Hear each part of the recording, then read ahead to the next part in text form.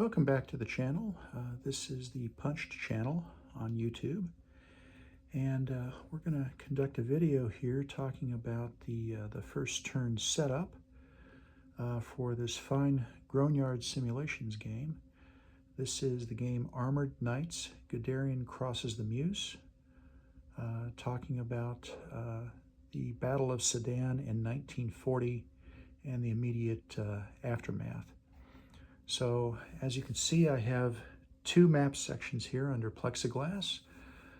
I'm a bit restricted at the time due to a garage sale. I should have a full-size table here in the next day or two after the cleanup. So let's do a brief description of the situation here. We have the Germans coming in from the northeast side. We have 10th Panzer set up along the road, 1st Panzer Division set up along the road, and the 19th Panzer Corps located more or less in this area, along with quite a number of Luftwaffe anti-aircraft units, including some nice 88 millimeter companies here. You can see a few dispersed out to the troops. So the French, for their part, are located generally south of the river. This is the Meuse River winding its way through the middle of this map board. There are a few French forces forward deployed. You can see here these very small companies of cavalry, reconnaissance, and infantry. This is the 5th DLC. It's a division of light cavalry, if I understand correctly. And they are simply screening forces hoping to delay the German advance. Okay. South of the river, the primary resistance is going to be by the 55th Infantry Division, located in generally this sector, the 71st Infantry Division south of this line. You can see a number of control measures here. We have boundary lines for the German 19th Panzer Corps, for the divisions, 2nd Panzer, 1st, 10th Panzer, and so on. We have an out-of-bounds area over here, and a German limit of advance over here. So the French, for their part, have regimental areas. They have a divisional boundary here with the 3 regiments of the 55th present, and then more or less a division troops area back behind. Same idea for the 71st. Cavalry brigade here with some light to medium armor. And we have the what's called the 503 TG. I'm not exactly sure what that is, but they do have heavy armor. And so that will be quite useful here. So spread along here, we have what are called hedgehogs and fortified hedgehogs. Let's take a look at these particular counters. So hedgehog and fortified hedgehog.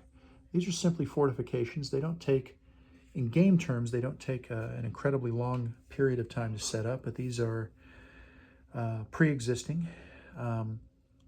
These are placed, basically they are up to the player's discretion in terms of where they are placed, although the 77th Infantry Division has a collection of them that must be in their zone. The 55th has a collection that must be in their zone. It turns out that 2nd Army over here in that direction, off map at the moment, 2nd Army and 10th Corps have some as well. So the other distinguishing terrain feature of this particular battle is this area right here. Not terribly hard to make out, but I don't think the color quite comes through on video. This is the Ardennes Canal. It's a north-south canal and is referred to as the north-south canal in the scenario setup rules. That's fairly useful. We'll come back to it here in a moment. So the Germans are going to come through. They're going to look to cross the river, do as much as they can to destroy the infantry divisions here. Then they're going to, the original plan was to use the 10th Panzer Division to the south to screen versus a French counterattack, an anticipated counterattack, while the 1st and 2nd Panzer Divisions drive due west towards the coast. The French, for their part, are hoping to stop them. Ideally, they would like to stop them and stop them at the river. Unfortunately, we have a lot of bridges across this river, and it's quite a large frontage here. So the setup that I have is I have all of the available engineering units and it turns out that that's about 7 companies of engineers.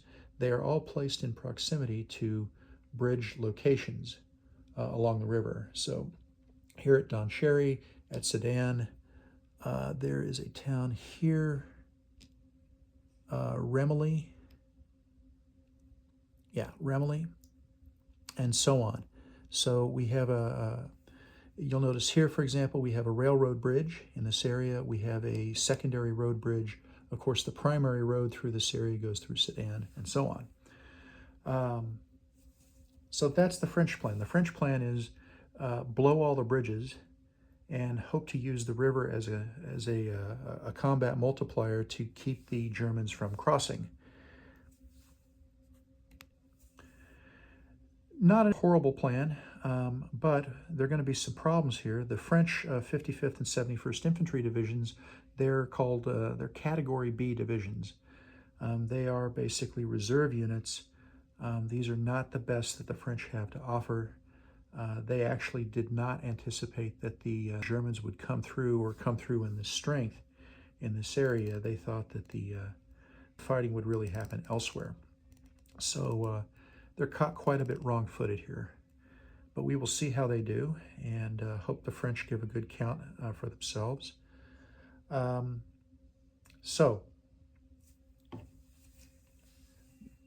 Plans. The Germans basically get across the river, screen to the south, and drive west. Straightforward plan. That's the historical plan, or at least the historical outcome. The French, the way that I have it set up, it's I have most of their hedgehogs set up. I have a few in what I hope to be blocking positions in key terrain to sort of impede the German advance. I have another few in critical areas along the Ardennes Canal. So what I anticipate is going to happen because of the correlation of forces is the Germans will get across the river. Pretty sure they're going to do that. I'd be surprised if they didn't. It'd be gratifying, but surprising. The French, for their part, will do their best to resist at the river and buy as much time as possible, but eventually I would think that the French forces will collapse back to the Ardennes Canal and hope to hold a line there, and also the Meuse right here. That will shorten their lines and should give them a little bit better staying power. There is an additional corps that comes up with an armored division and I believe an infantry division that comes up later in the game in this direction from the southeast. So that does change things a bit, and we'll see how it goes. So one thing I would point out, we have a lot of air, okay? The French, as it turns out, bear with me, this is the total available air units for the French. We have 2 of these AM-143, 2 of these Leo 481, and then a sort of a mixed bag of a half a dozen RAF units that get released a bit later in the game. So not horrible, but not terribly extensive. For the Germans, we've got 6 Heinkel 111 units. We have 6 DO-17, and then 11 Stukas. Okay, so we've got quite a bit of medium bombers and then tactical air, and they are going to, I suspect, really do a number on the French. So we'll see how that goes as well. Anyway, that's pretty much it. I will point out that the Germans are exiting at the 1600 turn on the first day. So May 12th, 1600, that is our turn 1 for this scenario. So there will be 2 turns in which I can have reasonable combat and reasonable air support, followed by a night turn in which not much is going to happen. Then the start of day interphase will mark the real start of the next day, followed by 5 consecutive turns. So going by the historical model, I expect the French to be across the river in some force easily on the second day here, and we will see how that goes.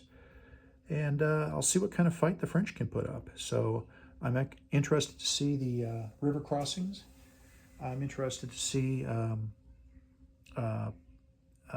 parity battles and then asymmetrical engagements here, and see what kind of fight the French can put up.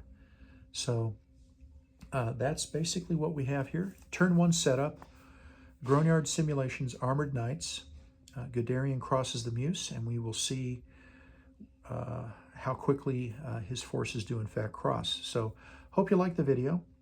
Just trying to do a quick one-shot here, if you will.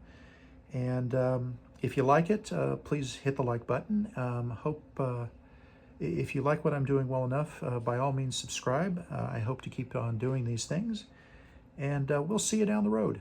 Y'all take care.